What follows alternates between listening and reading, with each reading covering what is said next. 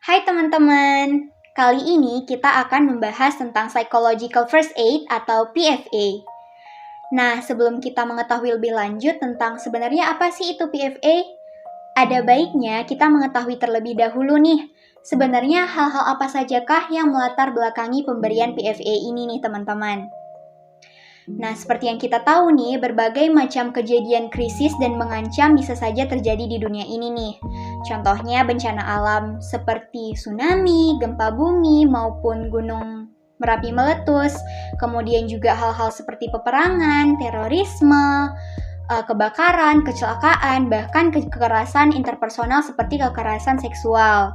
Nah, teman-teman, orang-orang yang mengalami dampak dari kejadian krisis ini mungkin saja kehilangan tempat tinggal mereka, kehilangan orang yang mereka cintai, terpisah dari komunitas dan keluarga mereka, bahkan mereka menjadi saksi dari kejadian kekerasan, kehancuran, bahkan kematian.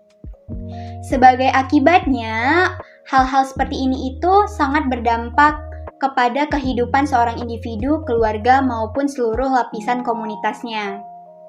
Nah, meskipun setiap orang merasakan dampak dari kejadian krisis ini, namun tentunya reaksi yang mereka berikan dan juga perasaan yang mereka rasakan itu berbeda-beda nih teman-teman. Nah, mungkin ada yang merasa kewalahan, kebingungan, dan juga tidak mengerti sebenarnya hal apa sih yang sedang terjadi.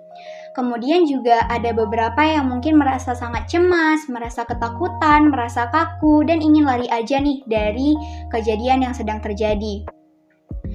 Nah, bagaimana seseorang bereaksi dan juga merasakan perasaan ketika adanya kejadian-kejadian krisis ini tentunya dilatar belakangi oleh beberapa faktor nih teman-teman. Nah, beberapa faktor itu adalah yang pertama, adanya tingkat keparahan ataupun bentuk keparahan yang terjadi nih pada kondisi tersebut. Yang kedua, adanya pengalaman-pengalaman buruk yang mungkin mereka pernah rasakan di masa lalu. Yang ketiga, adanya dukungan dari orang lain. Yang keempat, adanya kondisi kesehatan fisik. Yang kelima, ada kondisi kesehatan mental maupun riwayat kesehatan mental keluarga dan individu itu sendiri. Kemudian yang keenam, adanya perbedaan latar belakang baik mungkin dari tradisi maupun budaya. Dan yang terakhir, adanya perbedaan usia. Nah, contohnya nih, anak-anak, remaja, dewasa, dan juga lansia itu memberikan reaksi yang berbeda-beda terhadap dampak dari kejadian-kejadian krisis ini nih, teman-teman. Nah, berbicara tentang adanya peristiwa-peristiwa maupun kejadian krisis nih, menurut WHO atau World Health Organization, peristiwa-peristiwa krisis ini memberikan dampak negatif kepada seorang individu baik dari segi fisik, segi emosional, dan juga segi sosial.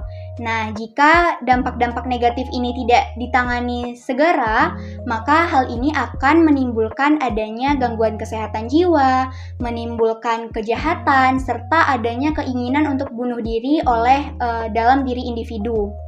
Nah, teman-teman, oleh karena itu, pemberian psychological first aid kepada orang-orang yang terdampak dari kejadian-kejadian krisis ini sangat dibutuhkan nih, teman-teman. Nah, sebelum kita bahas lebih lanjut lagi sebenarnya apa sih itu PFA, ada baiknya kita berkenalan dulu nih teman-teman. Perkenalkan, nama saya Anissa Azahra dan 3 teman saya lainnya, ada Wulan Tursina, Dara Anissa, dan juga Fajarul Husni. Nah, selanjutnya kita akan langsung membahas tentang psychological first aid. Nah, kalian tahu nggak apa sih itu PFA? Jadi, menurut SISPER pada tahun 2011 dan menurut IASC pada tahun 2007, PFA merupakan pertolongan psikologis pertama sebagai suatu respon yang bersifat manusiawi dan juga respon yang bersifat suportif kepada sesama manusia yang sedang memerlukan dukungan. Lalu, respon yang bagaimana sih termasuk dalam PFA? Teman-teman tahu nggak? Nah, jadi itu ada 7 respon yang termasuk dalam respon PFA. Yang pertama, memberikan dukungan dan perawatan yang praktis. Lalu yang kedua, memaklumi kebutuhan dan hal-hal yang harus diperhatikan. Yang ketiga, membantu orang-orang untuk mendapat kebutuhan pokok seperti makanan dan juga minuman. Yang keempat, menjadi pendengar, tapi tidak memaksa mereka untuk berbicara. Kemudian yang kelima, menghibur dan membantu untuk menenangkan mereka. Yang keenam, membantu untuk terhubung dengan layanan informasi dan sosial. Adapun yang ketujuh, melindungi orang-orang dari bahaya yang lebih lanjut. Kemudian kira-kira PFA ini diperuntukkan untuk siapa saja sih? Nah, jadi teman-teman, PFA ini diperuntukkan kepada mereka yang sedang berada dalam situasi tertekan dan menyedihkan, serta baru mengalami tragedi yang mengerikan dan juga tragedi yang mencekam. Lalu, ternyata PFA ini bisa untuk seluruh kategori usia loh, mulai dari usia anak-anak, remaja, dewasa, hingga lansia.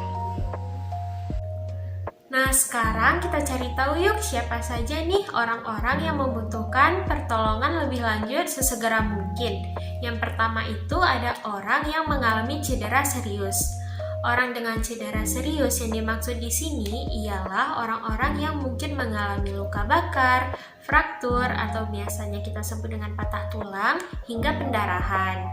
Yang mana hal-hal tersebut jika tidak kita tangani dengan serius, maka akan berakibat sangat fatal atau bahkan dapat menyebabkan kematian pada sebagian orang. Nah, oleh karena itu nantinya akan dibutuhkan pertolongan lebih lanjut berupa perawatan medis. Yang kedua, ada orang yang mengancam jiwa. Orang yang mengancam jiwa ini juga termasuk ke dalam golongan orang-orang yang membutuhkan pertolongan lebih lanjut sesegera mungkin. Kenapa? Karena biasanya orang-orang ini memiliki masalah-masalah tertentu di kehidupannya yang membuat mereka menjadi tertekan. Dan sudah jelas ya, orang-orang seperti ini akan membutuhkan pertolongan atau bantuan dari orang lain untuk menghindari hal-hal yang tidak kita inginkan. Yang ketiga itu ada orang yang tidak dapat merawat dirinya sendiri dan tidak bisa merawat anak-anaknya. Nah, orang-orang yang seperti ini biasanya berada di suatu kondisi di mana mereka merasa tertekan dan tidak bisa melanjuti hidupnya. Nah, hidupnya sendiri aja nggak keurus, gimana caranya dia bisa bertanggung jawab dengan merawat anak-anaknya. Oleh karena itu, orang-orang seperti ini juga penting untuk kita bantu dan diberikan pertolongan lebih lanjut sesegera mungkin. Dan yang terakhir itu ada orang yang membahayakan dirinya sendiri dan orang lain. Nah, orang dengan masalah seperti ini biasanya membutuhkan pertolongan lebih lanjut untuk mengantisipasi ke depannya jika ia ingin melakukan bunuh diri atau ia ingin membahayakan nyawa orang lain. Begitu. Kapan PFA ini disediakan? Nah, biasanya PFA ini disediakan atau diberikan pada saat pertama kali kita bertemu atau berkontak langsung dengan orang-orang yang mengalami stres. PFA ini juga diberikan saat kejadian yang membahayakan terjadi dan dengan sesegera mungkin setelah seseorang mengalami suatu peristiwa yang mencekam. Contohnya itu seperti terjadinya bencana, peperangan, kekerasan seksual, dan hal-hal lainnya yang berhubungan dengan perasaan traumatis. Nah, di mana PFA biasanya disediakan? PFA ini biasanya dilakukan dimanapun selama berada di situasi yang aman dan tenang. PFA juga biasanya disediakan dalam bentuk komunitas, khususnya pada tempat terjadinya suatu tragedi yang membuat orang-orang merasa tertekan dan stres berat. Nah, bagaimana sih bentuk atau contoh dari PFA ini? Dia dapat berupa pusat kesehatan, tempat berlindung berupa tenda, sekolah, hingga tempat-tempat pendistribusian makanan serta minuman. Nah, jadi itulah beberapa penjelasan tentang psychological first aid. Gimana nih teman-teman? Udah pada paham kan apa itu psychological first aid? Nah, semoga video ini dapat bermanfaat bagi teman-teman semua ya.